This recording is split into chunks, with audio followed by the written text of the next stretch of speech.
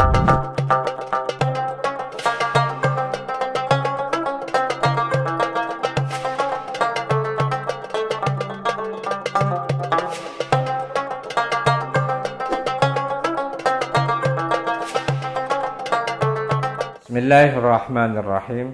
Assalamualaikum warahmatullahi wabarakatuh. Bismillah, alhamdulillah, wassalatu wassalamu ala rasulillah Sayyidina Muhammad ibn Abdullah wa man tabi'ahu wa man walah amma ba'd. Jamaah rahimakumullah. Pada kesempatan kali ini kita akan mengkaji hadis ke-13 di dalam kumpulan Arba'in Nawawi.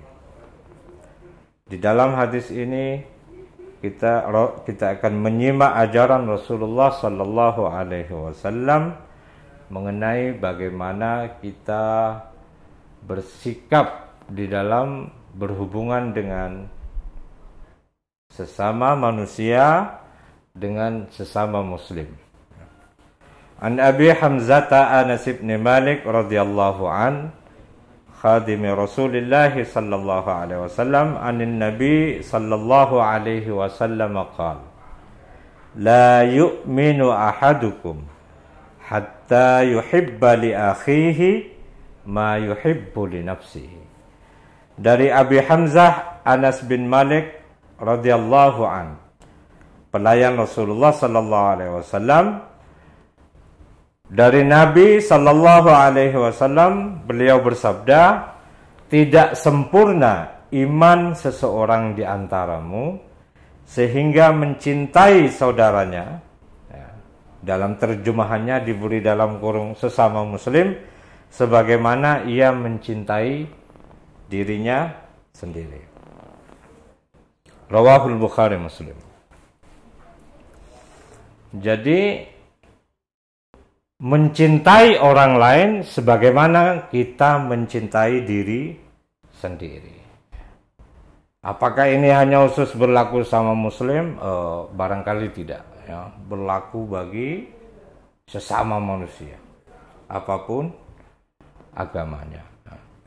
Karena kalau kita mengkaji literatur dunia, ini yang disebut dengan golden rule, ya. Ini adalah aturan emas. Ini aturan yang disepakati oleh semua kebudayaan, semua agama. Aturan bahwa apa? Kita memperlakukan orang lain seperti kita memperlakukan diri sendiri. Nah, prinsip ini nggak ada yang menolak. Jadi dimanapun kita berada, dalam konteks kebudayaan apapun, berinteraksi dengan orang beragama apapun, maka prinsip ini tidak berlaku. Ini berlaku bukan hanya di kalangan orang Islam saja, di kalangan Yahudi, di kalangan Nasrani, di kalangan orang Barat, di orang Timur, orang mana saja, semuanya percaya dengan prinsip ini, yaitu apa? Memperlakukan orang lain sebagaimana kita memperlakukan diri sendiri. Ini prinsip dasar di dalam kita berhubungan dengan orang lain dalam kehidupan. Jika kita memegangi ajaran ini, niscaya kita tidak akan pernah menghadapi masalah untuk tinggal dimanapun bersama dengan siapapun. Karena semua orang pasti ingin diperlakukan dengan cara yang terbaik. Dan setiap kita selalu ingin memperlakukan diri kita sendiri dengan cara yang terbaik. Kita ingin makan yang enak, kita ingin memakai pakaian yang bagus, ya. Kita ingin melakukan semua hal dengan cara yang terbaik. Nah, jika prinsip yang kita terapkan pada diri sendiri ini kita juga terapkan pada orang lain, memberi makan orang lain dengan makanan yang paling enak, ya, memberi pakaian yang paling enak, memperlakukan dia dengan cara yang baik dan seterusnya, maka lalu terjadi hubungan timbal balik. Jadi dalam konteks ini sungguhnya Rasulullah SAW sedang mengajarkan kita untuk bersikap mutual, ya, bersikap resiprokal istilahnya. Jadi bersikap simbiosis mutualistis itu bahasanya. Jadi kita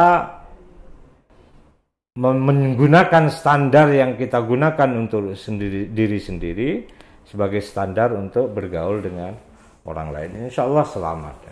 Nah, problemnya sekarang orang seringkali menggunakan standar yang berbeda untuk dirinya sendiri dan orang lain. Ada standar ganda istilahnya. Jika orang ingin A untuk dirinya, dia tidak mau melakukan hal yang sama pada orang lain. Misalnya kualitasnya pasti diturunkan. Kalau misalnya Anda mau makan sesuatu di rumah, itu belum tentu Anda menyajikan makanan yang kualitasnya sama dengan apa yang Anda makan kepada orang lain. Nah, itu masih polos, innocent istilahnya, tidak berdosa. Sebaliknya kadang-kadang ada orang yang justru berlaku jahat. Jika dia melakukan sesuatu yang baik untuk dirinya, kadang-kadang seseorang juga melakukan sesuatu yang buruk bagi orang lain atas nama rasa cemburu, atas nama rasa iri, atas nama hasud, dengki dan seterusnya. Jadi itu sudah pelanggaran yang lebih jauh lagi. Bahkan ketika kita memperlakukan orang lain lebih rendah atau tidak seperti kita memperlakukan diri sendiri saja, itu sebenarnya sudah merupakan paling tidak penyimpangan dari apa yang diajarkan Rasulullah. Apalagi kita melakukan sesuatu yang buruk kepada orang lain, itu sudah sebuah pelanggaran yang besar. Jadi hadis ini sebenarnya prinsipnya adalah mengajarkan kita untuk memperlakukan orang lain sama seperti kita memperlakukan diri kita sendiri. Kalau saya rasa Anda tidak akan pernah menemukan orang yang keberatan dengan perspektif ini, paradigma ini. Dimanapun Anda berada, jika berbekal ini maka insya Allah tidak ada masalah. Baik itu masalah interpersonal atau masalah sosial, bahkan masalah kultural. Jadi sama saja, mau tinggal di belahan bumi manapun, kalau kita membawa ajaran Nabi ini sebagai cara kita mensikap kehidupan, insya Allah tidak ada masalah, tidak ada persoalan kebudayaan, tidak ada orang kaget kan misalnya karena hidup di tempat yang baru, tapi tidak akan punya persoalan yang lebih serius karena kita sudah tahu caranya. Ini aturan emas, ini diamini oleh semua kebudayaan, oleh semua agama. Maka jika kita menjalankan ajaran ini, maka kita akan selamat dimanapun kita berada. Karena prinsipnya sangat mulia.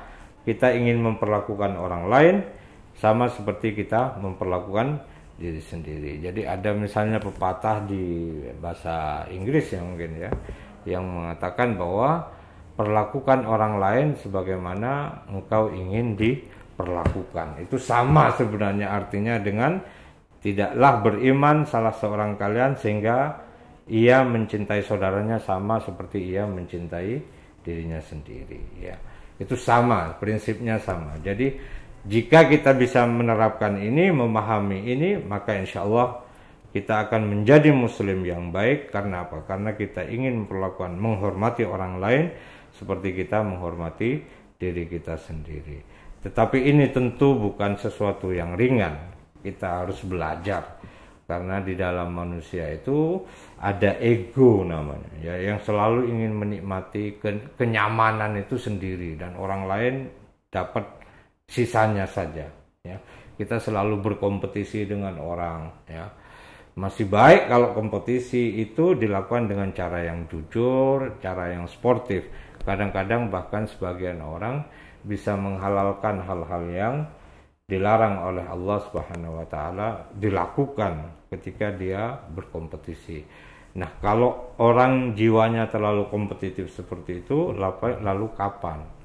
Di mana ruang di dalam jiwanya mau berempati, mau bersimpati kepada orang lain sehingga bisa memperlakukan orang lain sama dengan dia memperlakukan dirinya sendiri. Karena itu Nah, barangkali di dalam konteks hari ini yang perlu kita kembangkan tidak melulu soal kompetisi, tetapi juga soal kolaborasi. Istilahnya hari ini, dulu kita selalu diajarkan untuk berkompetisi, bersaing dengan orang, sehingga dampaknya kadang-kadang bermusuhan atau iri hati, dengki, dan seterusnya. Nah, hari ini semangatnya barangkali lebih pada kolaborasi. Bagaimana orang yang berbeda-beda potensi, berbeda-beda kemampuan bisa bekerja sama untuk menguntungkan semua orang, bukan hanya bagi sebagian dari orang-orang itu. Nah, semangat inilah yang barangkali, semangat kolaborasi ini yang mungkin nanti pada gilirannya akan bisa membangun empati kita, simpati kita kepada sesama, sehingga kita bisa mencintai mereka sebagaimana kita mencintai diri sendiri. Saya rasa itu di era pandemi corona ini sangat penting. Empati ini penting sekali supaya kita tidak egois. Misalnya apa? Ibadah di masjid sekarang tidak sering dianjurkan, bukan karena kita menghalangi orang lain untuk beribadah, tetapi karena kita tidak tahu apakah kita berpotensi menularkan atau tertulari wabah itu. Nah, seorang yang punya empati sosial, maka dia akan mematuhi anjuran itu, menjaga jarak supaya kita tidak menjadi media persebaran virus. Saya kira cukup di sini. Wallahu a'lam bishawab wa huwal musta'an. Assalamualaikum warahmatullahi wabarakatuh.